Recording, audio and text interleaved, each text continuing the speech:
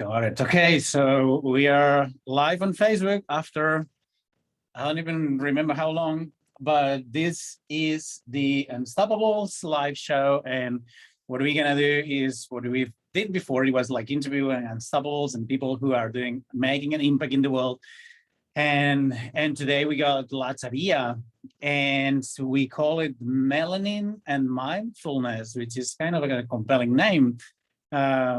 But I'd love to understand what it means. Sure. LaTavia, welcome, by the way. So, yeah.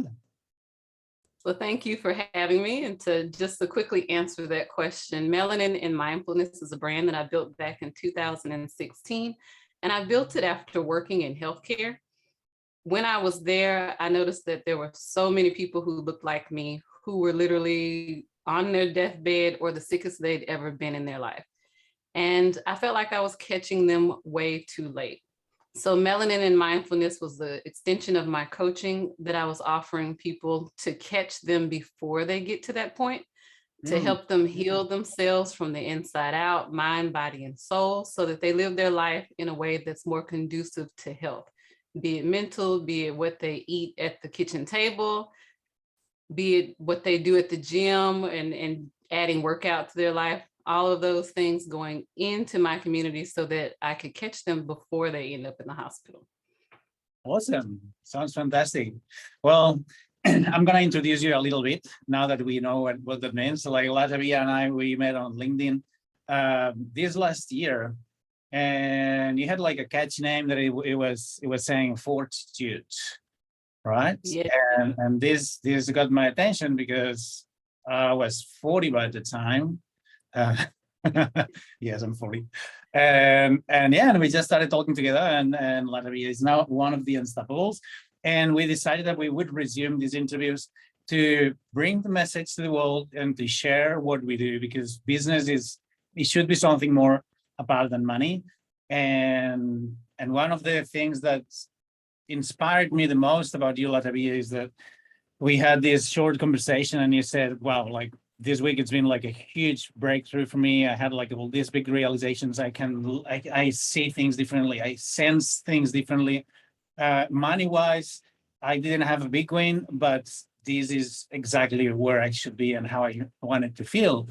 And I'm getting goosebumps because people think that if they don't make money, they don't make progress. And what they do, they focus on the money-making activities, making money, and they forget who they need to be, who they need to become in terms to make this money. So the equation is the other way around, and I got so inspired by that. And yeah, so thank you for sharing. And yeah, I could see your transformation, like you know, like I could see it in your face.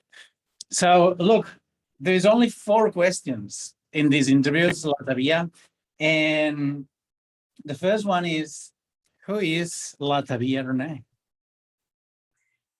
I love this question because she has been so many different things. And as you pointed out, there has definitely been different levels of growth.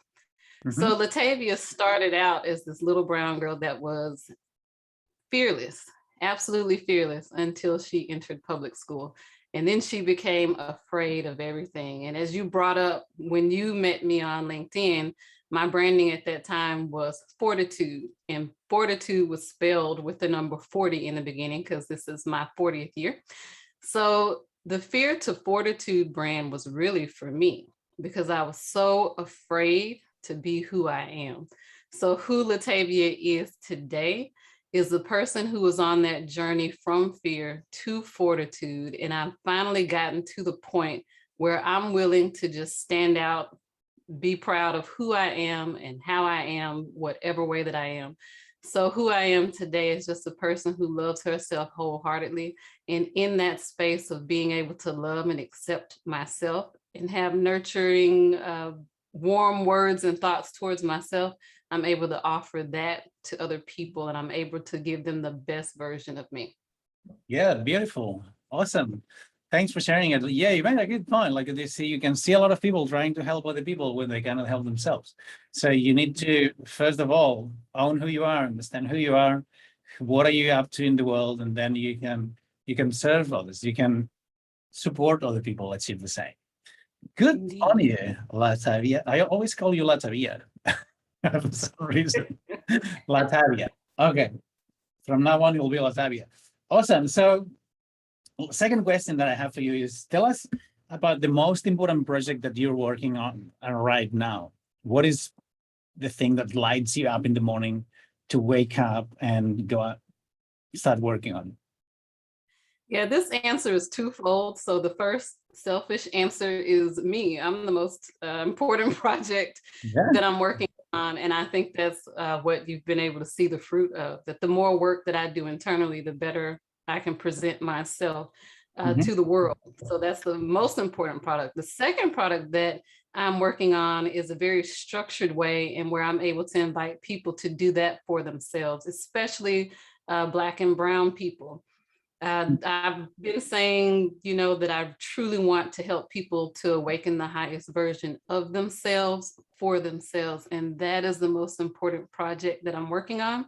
It's currently in the form of a Facebook group. So I'm building the Melanin Mindfulness Facebook group and putting together challenges and programs that will be available in that group.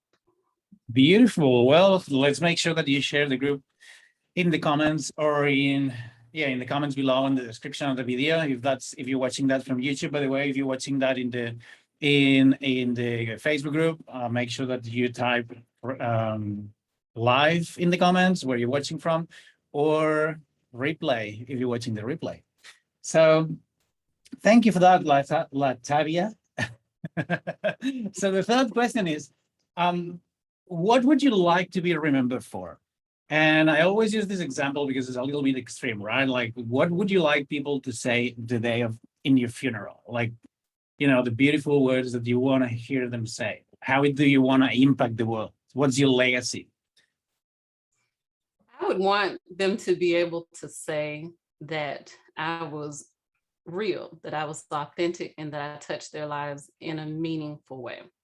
The most important thing to me truly are my words that I use. I speak to people very carefully. One of my favorite people that I learned this from just was a TV personality, Mr. Rogers, back in the 80s. The way I noticed that he spoke to people is he spoke to children the same way that he spoke to adults. And that's not to say he disrespected the adults. It's to say that he gave everyone equal respect just because they were human and they deserved it. He treated everyone the same way. And that would be the legacy that I would want to leave, that people know that I'm treating everyone the same way with respect, loving and caring for them, whoever they are, the way that they are, that I'm not trying to change them, that I'm loving them right where they are. And if there's anything that I can help them with, then I'm helpful, but that I love and respect everyone for who they are. Yeah, I love that. I love that. And this is something that sounds so simple, right? But I remember when I was a kid, there was this man that he would be one of our neighbors. And I was just a kid. I would be like 8 or 10 years old. And I would also notice how when he would talk to us kids, and to me in particular, because, like that's where I was paying the most attention, he would speak to me the same exact way he would speak to another adult. And that really like still today I remember, like it's been a while, this man passed away, but I was always impressed and I was always like, wow, I really wanted to hang out with him because he wouldn't talk to me or let me, like just a kid. And that's just an example of kids, you said, but it's so important. We tend to judge people and talk to them differently because we think that they are or they are not. And so that's I'll copy that. Yeah, that's a wonderful example you gave, because what I think happens when we do that, especially the younger we can catch a person, is we help them find their own voice. When you shut down a kid too often, they get to where they lose their voice. They don't know that they have the right to speak or to have the thoughts that they have and express those thoughts. In my community, it's quite common for children to not be allowed to speak in the presence of adults. You're told to stay out of adult conversations and be quiet. So sometimes we struggle to find our voice. So that's, goes right into that legacy of giving people that space and that respect. I'd love to be responsible for helping millions find their voice. Right. That's a good mission. I love it. I love it. Thanks for sharing. Awesome, LaTavia. So, okay, like the fourth question, um, what is, if you were to give only one piece of advice to the Unstoppables community here today, or to someone who, is like, I just want to take one thing, I can only take one thing away from you, what would it be? What would it be? I would say close the gap. And what I mean by that is we put so many things in between us and our dreams and our desires. And those things are not really necessary. They're things we believe in our mind, and we're putting these blockages in between us and our dream. I would say close the gap. And I've said this in every meeting we've had 100 times over. The biggest thing that helped me take the next step in that is a book that Carlos recommended called A Happy Pocket Full of Money, which really has nothing to do with money. But that book helped me to close the gap. And as you stated earlier, that we had the conversation about the changes that I was experiencing on the inside. That's the experience that I had, that I closed the gap between what I desired to have and what I was currently experiencing. And I realized that I can actually remove that gap and experience what I wanted right there in that present moment. And that's exactly what happened. So Yeah. that would be my biggest advice. Close the gap, read that Yeah. book. Yeah. It's a great book, actually. Someone recommended it to me, and I'm like, wow, this is, because it doesn't talk about money. You would think it's going to be tricks to make money. It's, it just helps you understand you're here, you want to be here. And the only difference between being here and being here is the mindset that you bring on the table and the understanding of how the world works. That was yeah. It's bad to have this gap, right? Having a gap, like me feeling that you can never get there. And I see a lot of people doing that, a lot of entrepreneurs and a lot of people giving up because they don't realize that the gap is going to be there for as long as they wanted the gap to be there. Exactly. So, good advice. A happy pocket full of money. That was the name of the book. So you guys really recommend it as well. It's a great book. It's short. It's short. Yeah, it's a quick read, but it's a powerful, powerful read. Yeah, totally. All right. So I got one last question, which is the bonus question. and I'd like to know something a little bit more personal or fun. And what is the most ridiculous thing that someone tricked you into doing or believing? My older sister, my Like, goodness, she played so many tricks on me. But one of my favorite, because it actually became a superpower of mine, but one of my favorite is she tricked me in believing that she could see these two imaginary friends. And I literally became confused because she would pretend to talk to them, pretend that she could see them, and that I couldn't. And I really wrecked my brain often trying to figure out where they were in the room, what they looked like, and asking her questions about this, which is totally ridiculous. But what it did help me do is to develop my imagination, which is such a superpower to have. I have heard the imagination explained as the actual essence of God, what you can imagine and what you can bring into your life. So that's been the craziest thing that I've been convinced to believe, but it's actually been the most powerful thing that I've learned to master is my imagination. that's a good one. Yeah, it must have been so much fun for not for It you. was, she called them after a brand. I think it's a children's clothing brand, which I didn't find out till much, much later, but she called them Oshkosh, Bagosh, and Gerber. So I spent a lot of time looking for Oshkosh, Bagosh, and Gerber, or whatever it's called. That's funny. That's funny. All right. So look, that's all for today.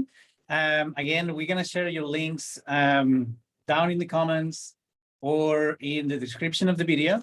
If you're watching that on YouTube, subscribe to the channel. There's gonna be more interviews coming up. And yeah, reach out to LaTavia. Where is the best place that people can reach out to you? The best place to reach out to me would be, let's see, it's bit.ly, bit.ly/Melanin Mel, MELAND, Mind, MIND. So Okay, we'll copy the link. We'll copy and paste it. Okay, so Facebook, LinkedIn, you will use the bit.ly link. Anything else? I'd just like to invite people to tune in to my podcast. I have two, one called Melanin Mindfulness and Fear to Fortitude, because that's still a very important part of what I'd like to share with the world. Awesome. So we'll share all the links in the comments in the description, and yeah, feel free to reach out to LaTavia, and thank you for being here, and thank you for your time. Thank you, Carlos. Thank you. Bye-bye. Bye.